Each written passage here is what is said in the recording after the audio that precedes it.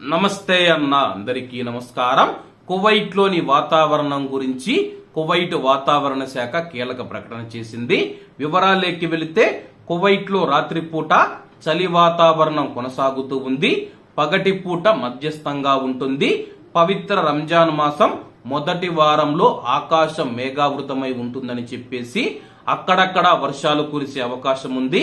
పొగమంచు మరియు గాలిలో అధిక తేమ మరియు మొదటి వారాంతంలో తక్కువ దృశ్యమానత ఉంటుందని చెప్పేసి వాతావరణ శాఖ డైరెక్టర్ అబ్దుల్ అజీజ్ ఆల్ కరావీ గారు అంచనా వేశారు.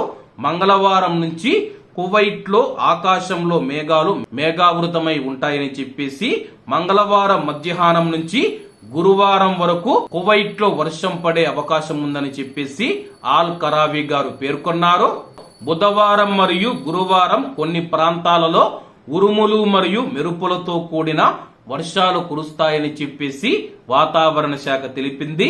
మరోవైపు ఈ సంవత్సరం రంజాన్ మాసంలో వాతావరణం సాధారణంగా చలికాలంలా ఉంటూ ఉందని చెప్పేసి వాతావరణ శాస్త్రవేత్త ఈసా రంజాన్ గారు తెలిపారు.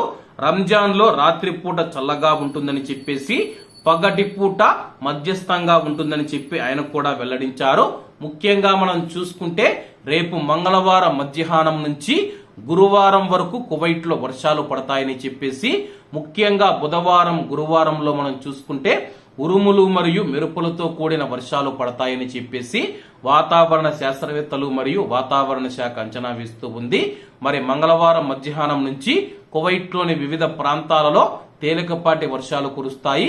బుధవారం మరియు గురువారం వర్షాలు ఎక్కువగా పడే అవకాశం ఉంది వాతావరణ శాస్త్రవేత్తలు తెలుపుతూ ఉన్నారు. మరి ఏం జరుగుతుందో వేచి చూడాల్సి ఉంది. కాబట్టి అందరూ బాగుండాలి, ఎందులో మనం ఉండాలి. అందరికీ నమస్తే అన్న, జై హింద్.